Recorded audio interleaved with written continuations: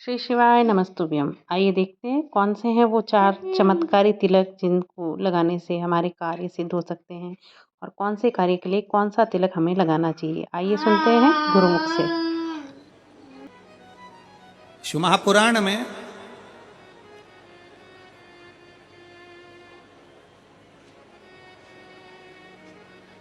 एक रावण संहिता के अंतर्गत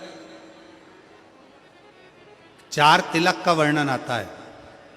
थोड़ा सावधानी से सुनिएगा। 4 तिलक का वर्णन रावण संहिता के अंतर्गत आता है और अथर्ववेद में भी कुछ वृक्षों की फल पत्ती का वर्णन आता है, उसका भी स्मरण इस कथा के माध्यम से। पहले नंबर का तिलक होता है सफेद आंकड़े की जड़ का तिलक। सफेद आंकड़े की जड़ का तिलक। सफेद आंकड़े की जड़ देखिए, आप लोगों ने सफेद आंकड़े का पुष्प देखा है।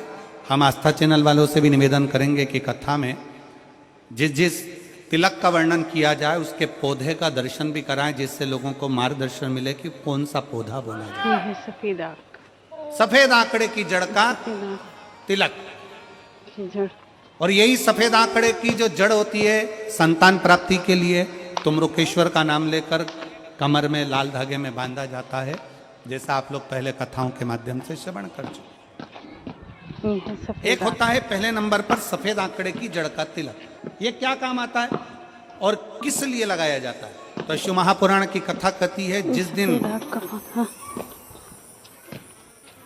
आपको लगे कि मुझे इस कार्य के लिए जाना है और ये मेरा कार्य सफल होना चाहिए, ये कार्य मेरा रुक रहा है, इस कार्य में बांधा आ रही है, ये कार्य मेरा अटक रहा है, उस दिन सफेद आंकड़े की जड़ को थोड़ा सा घिसकर और घिसने के बाद उसको अष्ट विनायक में से किसी भी एक विनायक श्री गणेश जी का नाम लेकर अपने मस्तक पर थोड़ा सा तिलक उस सफेद आंकड़े की जड़ का लगाकर चले जाइए।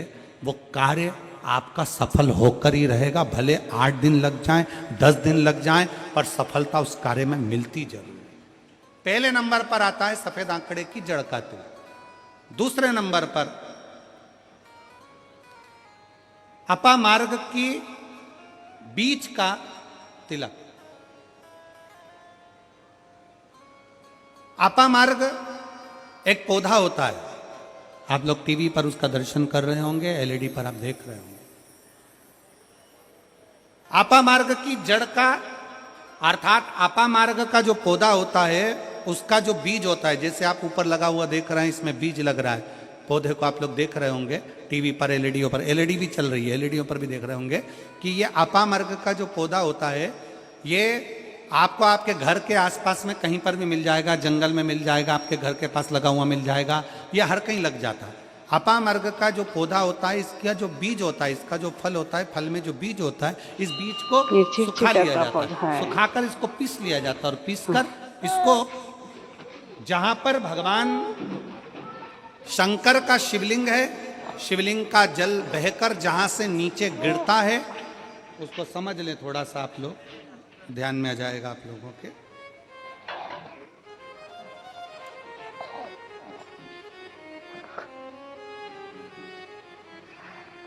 इधर देखिए, शिवलिंग की ओर ध्यान देंगे।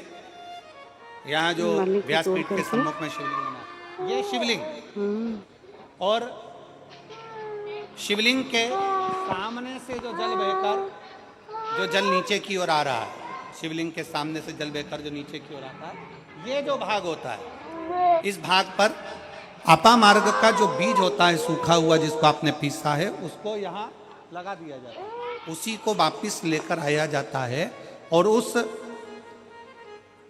बीज का जो चंदन होता है, जिसको अपन पानी में मिलाकर सिर पर लगाते हैं, कोई व्यक्ति आपका अगर धन लेकर चले गया, कोई व्यक्ति आपकी संपदा लेकर चले गया, कोई कार्य आपका बहुत दिन से कोर्ट में अदालत में चल रहा है, लगभग 1 महीना इसका तिलक लगाना चालू कर दीजिए। दूसरे महीने में आपका धन आपके घर पर जरूर आएगा और आपका कार्य पूर्ण जरूर होगा।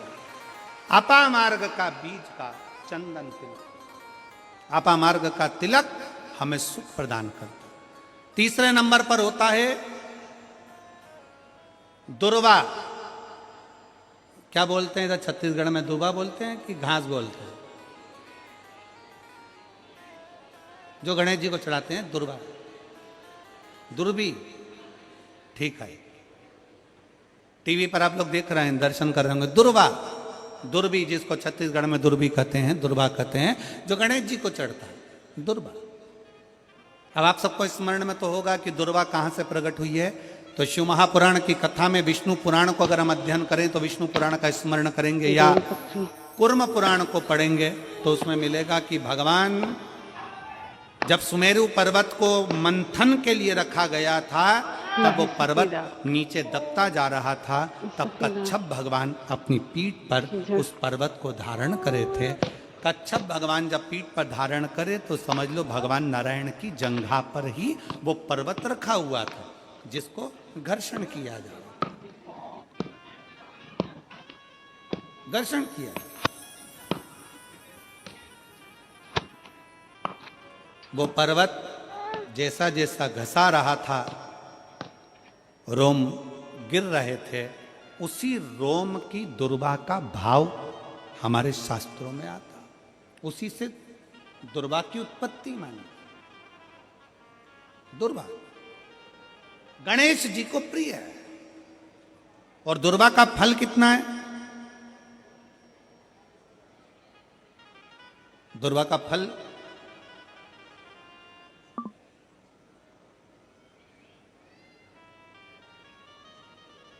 जब एक असुर ने उत्पात मचाया और गणेश जी के पास सूचना गई तो गणेश जी ने उस असुर को निगल लिया।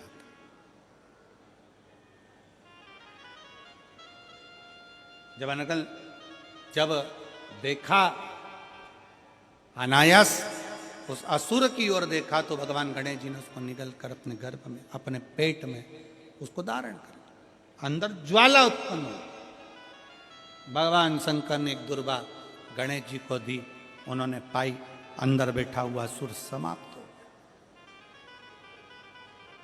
पाप कर्म हो, बेकार कर्म हो, गलत कर्म हो, असत्यता हो, या कई हमारे हाथों से हमारे द्वारा कोई पाप कर्म यदि हो जाता है, वैसे तो संपूर्ण विश्व में शिव महापुराण की कथा कहती है 4 स्थान पर प्रत्येक व्यक्ति से पाप होता है। पहला, झाड़ू लगाते समय छोटे छोटे जीव मर जाते हैं जिसका पाप माथे चढ़ जाता है। दूसरा, अग्नि जलाते समय छोटे छोटे पतंगे जल जाते हैं जिसका पाप मस्तक पर चढ़ जाता है। तीसरा, जल में कपड़े धोते समय, स्नान करते समय छोटे छोटे जीव मर जाते हैं जिसका पाप माथे चढ़ जाता है। चौथे नंबर का, चलकर जाते समय अपने पांव के नीचे, चप्पल के नीचे छोटे छोटे जीव मर जाते हैं जिसका पाप माथे चढ़ जाता है। शिव महापुराण की कथा कहती है एक दुर्वा शंकर जी को, एक दुर्वा गणेश जी को जब हम समर्पित करते हैं तो हमारे मस्तक का सारा पाप अपने आप समाप्त हो जाता है।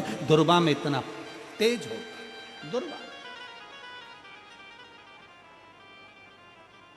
और शिव पुराण कह रही है तीसरे नंबर का तिलक है दुर्वा का। दुर्वा का तिलक, दुर्वा को चढ़ी हुई जब छोटी सी दुर्वा लेकर उसको सूखने के बाद भस्म बनाकर शंकर को चढ़ाकर उस भस्म को लाकर मस्तक पर यदि तिलक लगाया जाए, उस दुर्वा का तिलक यदि मस्तक पर लगाया जाए, कोई व्यक्ति तुमसे कह दिया कि तेरे बस का ये नहीं है, कोई ने कह दिया तू ये सरकारी नौकरी पा ही नहीं सकता, कोई ने कह दिया कि तू ये काम कर ही नहीं सकता, तू मकान बना ही नहीं सकता, कोई ने कह दिया तेरी दुकान चलेगी ही नहीं चाहे कितनी खोल ले, अगर आपका कोई आत्मबल नीचे गिराता है तो 20 दिन तक दुर्वा का तिलक यदि मस्तक पर लगाया जाए तो आत्मबल भी बढ़ता है और कार्य सिद्ध होता है। ये दुर्वा तिलक की महत्व। चौथे नंबर पर आता है बेलपत्र की जड़ का तिलक, जिसको हम पहले भी कथाओं में बोल चुके हैं कि बेलपत्र कि मिट्टी का भी अगर तिलक लगाया जाए, बेलपत्र के नीचे की मिट्टी का भी अगर तिलक लगाया जाए तो वो भी फल देता है। तो बेलपत्र की जड़ का तिलक तो बहुत मूल है। कभी मान लो कहीं बेलपत्र की जड़ ऐसे नहीं निकालना चाहिए, बेलपत्र हरा भरा रहे तो कभी उसकी जड़ नहीं निकालनी, कभी भी। मान लो कोई बेलपत्र का वृक्ष सूख गया, कोई बेलपत्र का वृक्ष अगर सूख गया है, उसकी अगर जड़ मिल गई है तो उसको घिस कर उसका चंदन बनाकर शिव का लेपन कर उस चंदन को अपने मस्तक पर भी धारण कर सकते।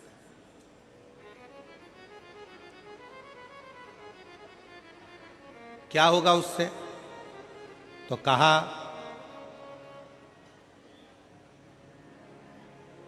किसी व्यक्ति को कोई कार्य के हेतु आपने बोला है और वो व्यक्ति कार्य से इनकार कर रहा है, मना कर रहा है कि ये मेरे बस का नहीं है, मैं नहीं करूंगा, उठाओ तुम्हारी फाइल लेकर जाओ यहां से, ये मैं नहीं करूंगा। तुम्हें लग रहा है कि ये केस मुझे जीतना है और मैं सत्य हूं और मेरा केस मुझे जीतना है और असत्यता भारी पड़ रही है, झूठ भारी पड़ रहा है, उस समय पर बेलपत्री का चंदन का तिलक या बेलपत्री के वृक्ष की मिट्टी का तिलक व्यक्ति को सफलता जरूर देता है। उस तिलक को धारण जरूर करना चाहिए,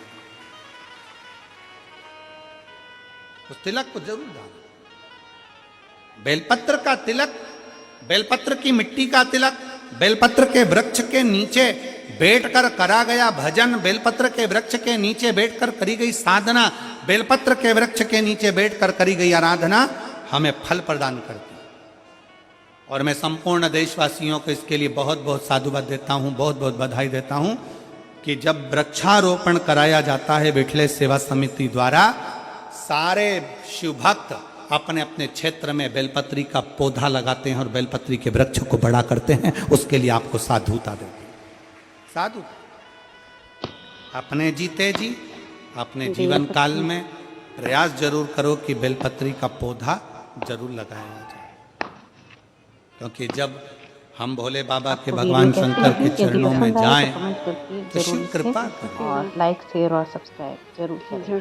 श्री शिवाय नमस्तुभ्यम। जय श्री